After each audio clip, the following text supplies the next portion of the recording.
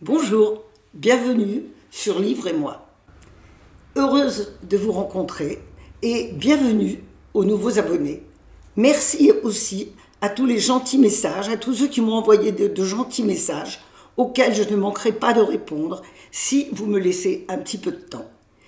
Je voulais aussi vous rappeler que si vous appréciez nos rencontres, n'oubliez pas de vous abonner en activant la petite clochette pour n'en manquer aucune. Voilà, je vous dis à tout à l'heure.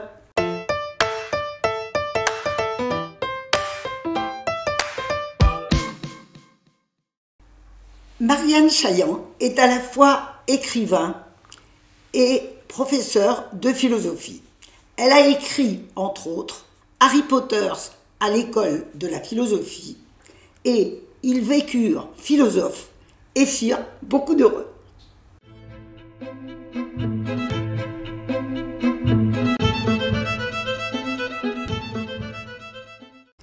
Le livre dont je vais vous parler aujourd'hui s'appelle « Ainsi philosophait Amélie Nothomb ». C'est un livre qui est paru chez Albin Michel en 2019. Alors, le sujet est le suivant. Amélie Nothomb ne se souvient pas d'être morte.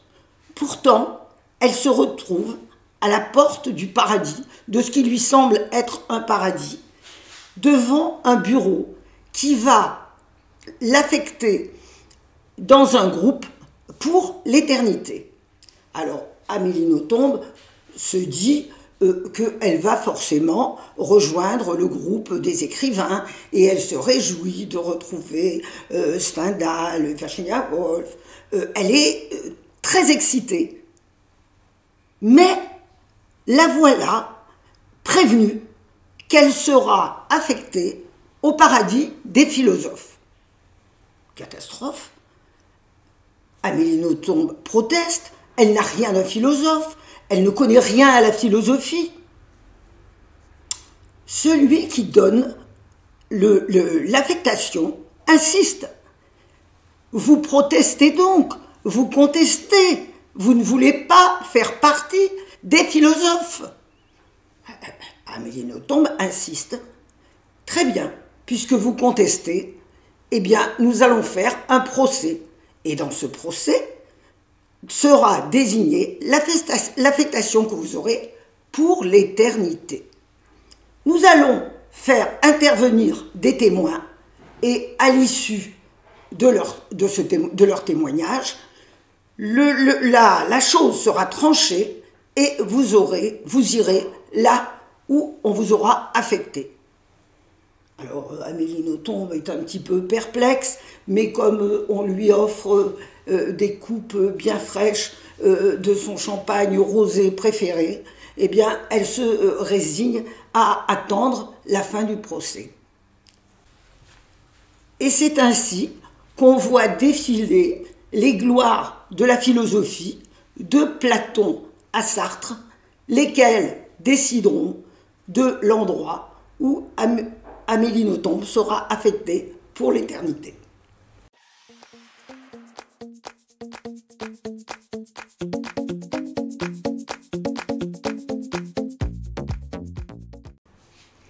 C'est ainsi que les livres d'Amélie Nothomb sont jugés à l'aune de la philosophie.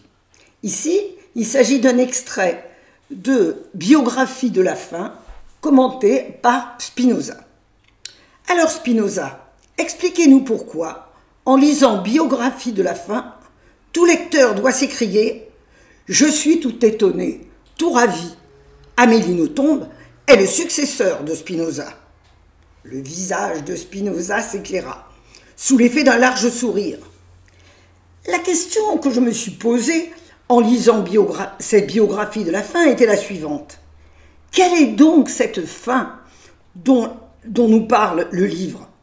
Amélie Nothomb répond en nous demandant d'entendre la fin au sens le plus large. Il ne s'agit pas seulement de la fin des aliments, c'est une fin encyclopédique qui est aussi fin de la boisson, des humains, de la connaissance, des mots, du langage, des livres, de l'écriture, La faim, écrit-elle, c'est un désir plus large que le désir. Au début, je me suis demandé si c'était ce manque dont parle Platon. Je crois que nous allons arrêter dans son cours la démonstration de Spinoza, qui s'étend évidemment un peu plus loin que le tout petit extrait que je vous ai fait partager. C'est un conte philosophique aussi drôle que méditatif. Si vous êtes un fan d'Amélie Nothomb et si vous voulez réviser les grands classiques de la philosophie d'une manière ludique, n'hésitez pas, ce livre est fait pour vous.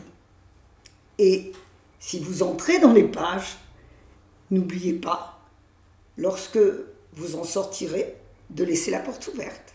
À bientôt.